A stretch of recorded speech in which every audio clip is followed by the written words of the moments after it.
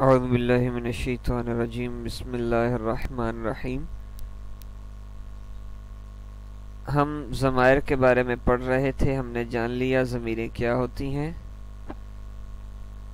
اب ہم اسماء اشارات مبنی جو ہے یعنی اس میں غیر متمکن کی دوسری قسم اسماء اشارات ہم پڑھیں گے۔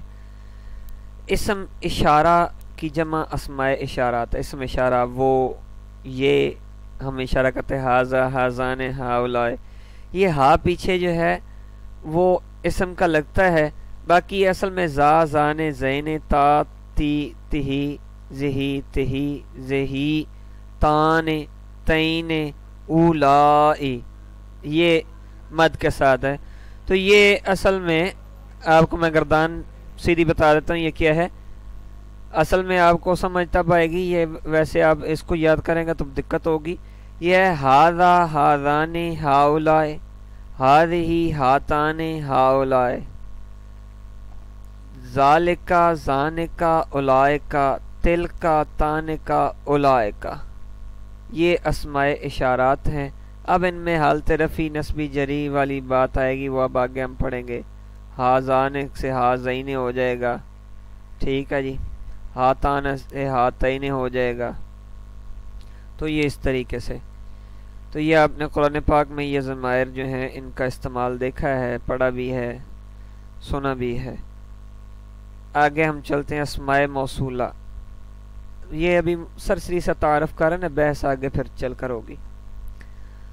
اسماء موصولہ ہے الذی، اللذان، اللذین، اللتی، اللتان، اللاتی، اللتین، اللاتی، اللواتی، اللائی، ما، من، این، ایتن وغیرہ، اور الف لام الذی کے معنی میں آتا ہے، یعنی وہ الف لام بھی الذی کے معنی میں آتا ہے جبکہ وہ اسم فاعل اور اسم مفعول پر داخل ہو، جیسے الضارب اور المضروب۔ اور قبیلہ بنی طے کی لغت میں ذو بھی الذی کے معنی میں آتا ہے، جیسے جاء ذو ضربک، یعنی الذی ضربک۔ این اور ایتن بعض صورتوں میں معرب ہے، این اور ایتن بعض صورتوں میں معرب ہے۔ یہ قبیلہ بنی طے، یہ بنی طے جو ہے یہ حاتم طائی کا جو قبیلہ تھا، طے قبیلہ، حاتم طائی کے قبیلے کے جو لوگ ہیں ان کی لغت کے اعتبار سے، یہ عربی آپ جانتے ہیں کہ عربی کی زبان بڑی وسیع و عریض ہے، تو عربی ہر 10 کلومیٹر کے بعد زبان چینج ہو جاتی ہے، ٹھیک ہر 10 کلومیٹر کے بعد عربی زبان کے کچھ الفاظ میں فرق آ جائے گا۔ تو یہی صورتحال ہے کہ ان کے الفاظ میں کچھ فرق آتا تھا، تو ان کی لغت کے اعتبار سے وہ ذو کو بھی جو ہے استعمال کرتے ہیں الذی کے معنی میں۔ اب یہ الذی کا معنی ہوتا ہے جو، جس، جنہوں، جنہیں، یہ اس مقصد کے لیے استعمال ہوتا ہے، ٹھیک ہے جی۔ اس کے بعد اسماء افعال۔ اسماء افعال کی دو قسمیں ہیں۔ اسماء افعال کے پہلے بارے میں تھوڑا سا میں بتا دوں، یہ ہے کیا؟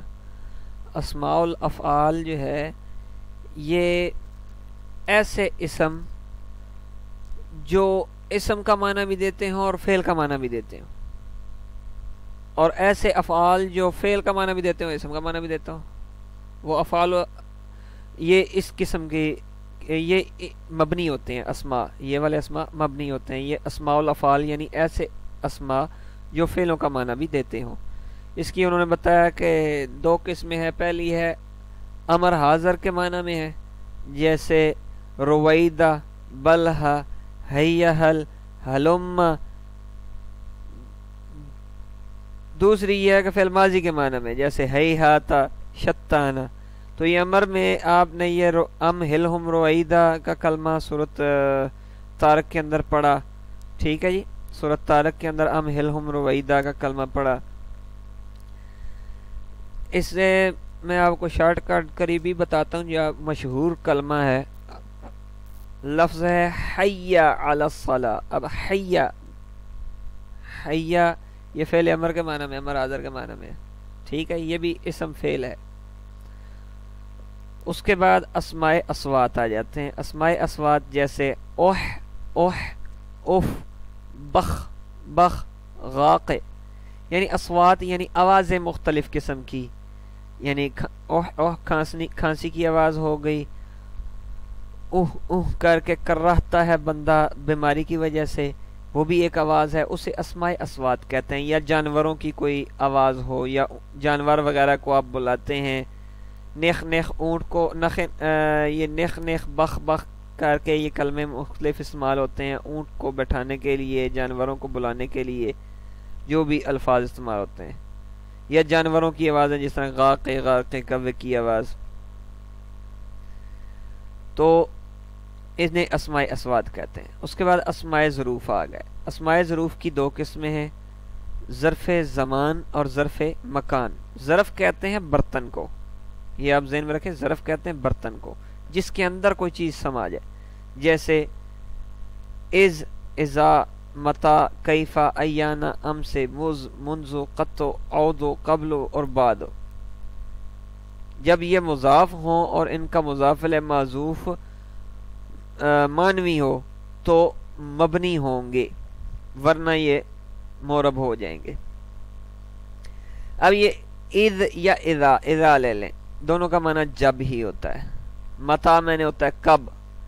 اب جب تو آئے گا، وہ پورا وقت جو ہے اس وقت کے اندر اس نے آنا ہے، جو وقت تعین کی، جب تو آئے گا تو میں تجھ سے سلام کروں گا، تو اب وہ جو وقت ہے اس وقت کے اندر آنا ہے، تو جس کے اندر کوئی چیز سما جائے اسے ظرف کہتے ہیں۔ اور برتن بھی اسی لیے برتن کو ظرف کہا جاتا ہے کیونکہ اس کے اندر بھی چیزیں سما جاتی ہیں۔ ظرف مکان جیسے حیثو، قدامو، تحتو، فوقو، جبکہ یہ مضاف ہوں اور ان کا مضاف الیہ معذوف مانوی ہو تو مبنی ہوں گے، یہ بھی مضاف الیہ ان کا بھی معذوف ہونا چاہیے تو یہ مبنی ہوں گے۔ اسماء کنایات، کم، قضا، یہ عدد کے لیے آتے ہیں، اسماء کنایا ان کو کہتے ہیں، حروف کنایا یا اسماء کنایا۔ کیتا اور زیتا گفتگو کے لیے آتے ہیں۔ اس کے بعد ہے مرکب بنائی، یہ بھی معرب ہے، یہ بھی مبنی ہے، جیسے احد عشرہ، یہ مبنی ہے، مبنی بر فتح۔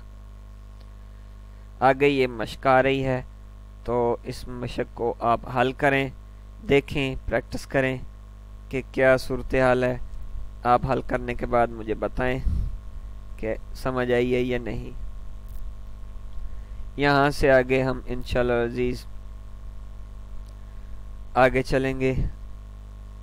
یہاں سے آگے انہوں نے اقسام اسم با اعتبار مصداق، یہاں سے بحث ہوگی اگلے سبق میں۔ وما علیہ الا البلاغ۔